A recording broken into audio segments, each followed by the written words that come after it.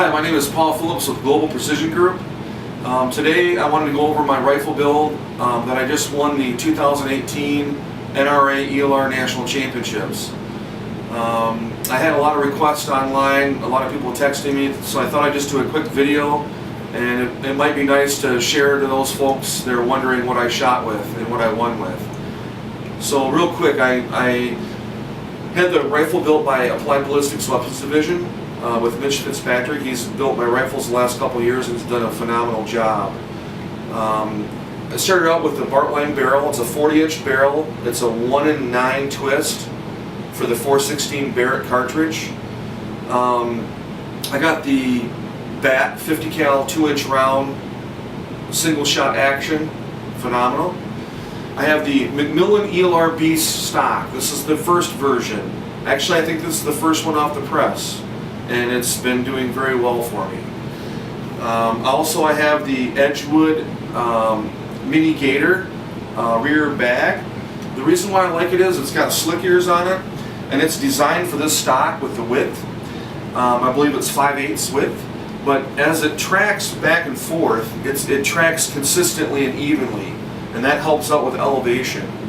So I really like this rear bag with the stock setup. It gives me a really consistent recoil. Also, another part of it is I have the cross-tack mat, which grips the ground really well, and it's wide, so it takes up my entire body. It's also lightweight and can wrap up my Bipod mat made by Raymond Gross. He also sells these Bipod mats. And what's nice about these is we've been working on these with the U.S. Rifle Team for a long time, and Ray came up with a material that's very durable, and as it recoils back and forth, it's very consistent. Along with the rear bag, it's also important to have the same consistency front mat. And I have seen increase in my elevation, better consistency, and smaller amounts of elevation on my groups that I've been shooting. So that's really doing a good job. I know when I was with Alex Cordsman after the match, I went and saw some slow motion video at 2 miles, and my first 3 shots at 2 miles were, I think, less than 2 feet elevation. So that's what type of accuracy and consistency that's required to win the King of 2 Mile and win other matches.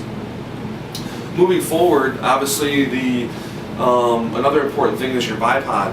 It's got to maintain consistency and stability and trackability and not have a lot of movement and easily be adjustable.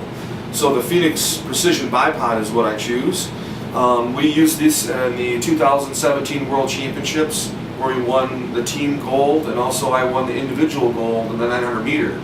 And what's nice about this is that it's easily adjustable up and down, and it tracks really well. It also has the skis that slide on the mat that give you good trackability on this mat. So it's all kind of a package deal. It's also pretty lightweight, so it keeps your weight standards down to a minimum and still offer the stability. Obviously, the optics are very important. The Night Force ATAC R7035, you know, I can't speak enough about the Night Force's performance. 3 World Championships, 11 National Championships, and let's see, 1, 2, 3, 4, 5 or 6 ELR championships that we won with the ATAC R. So that's an awesome scope. 7-35. This particular model is an MOA/MOAR, which gives me 129 minutes of angle above my 100-yard zero. And then that will get me, and it has another 80 minutes of angle in the reticle. So this will get me out to about 2.5 miles, roughly. If I run out of elevation with that, I can simply put the Tacom Charlie device on there, and it can give me up to as much as I need to add on. So if I was to go with 50 minutes of angle or 100 minutes of angle, it would take me up and beyond 3 miles. If I wanted to do a special shoot where I'm just doing like a 4-mile shoot, I could just adjust this accordingly and shoot, you know, 3.5 to 4.5 miles. I haven't did the math, but you get the point. When you run an elevation with a scope, you can just slap this on, it's magnets, and there's a couple bolts, and I've shot out to 4,125 yards with this and had impacts. And we went to 3 miles, and I almost hit the plate, but it gives you an idea of how good these things are. There was a top 5 competitor that hit 2 miles with this device at King of 2 Mile, so its performance speaks for itself. This year, along the end of the barrel, we used the T5 Terminator brake. It's worked really well and consistent. If I want to get in applications where I want to quiet it down, the GSL Technology silencer can is what I use, and we've maintained very credible hits out to 2 miles with these things. And they had very minimal, if any, point of impact shift. So I highly recommend these. Obviously, the cartridge I chose was the 416 Barrett with the Barrett brass made by Ruag, and the cutting edge 550 grain cutting edge bullet. I can't speak enough about the cutting edge bullets. They're very consistent, and I think all 3 competitors at King of 2 Mile this year hit the 2 mile plate with cutting edge bullets. So that's pretty substantial. And they're the only ones that hit the King of 2 Mile plate. So that performance speaks for itself. I'm loading with Vitavuri 20N29 powder. It gave us very good results and very low SDs. I think my SD, when I tested 5 shots before the King of 2 Mile, was 2.1 at a velocity around 3,000 feet per second. So that's pretty good. Obviously being sponsored by Applied Ballistics ELR team and also a member of the team, I was using the Applied Ballistics solutions.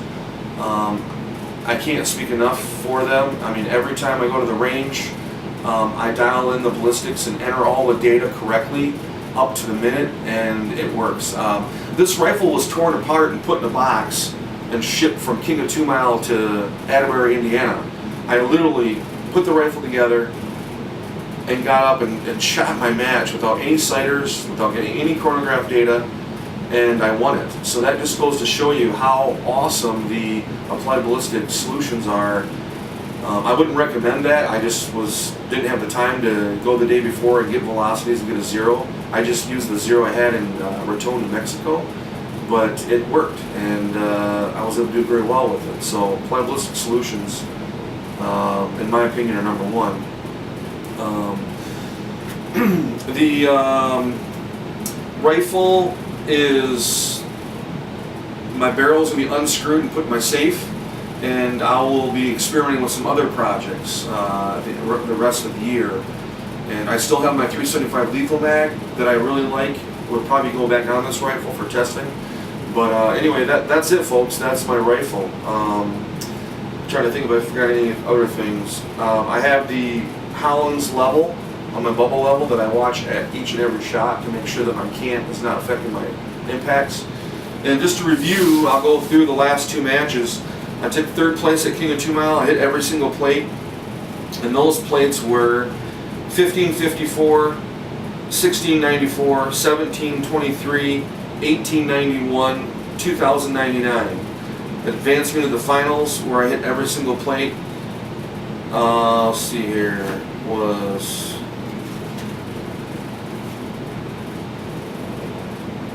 I don't have them with me here.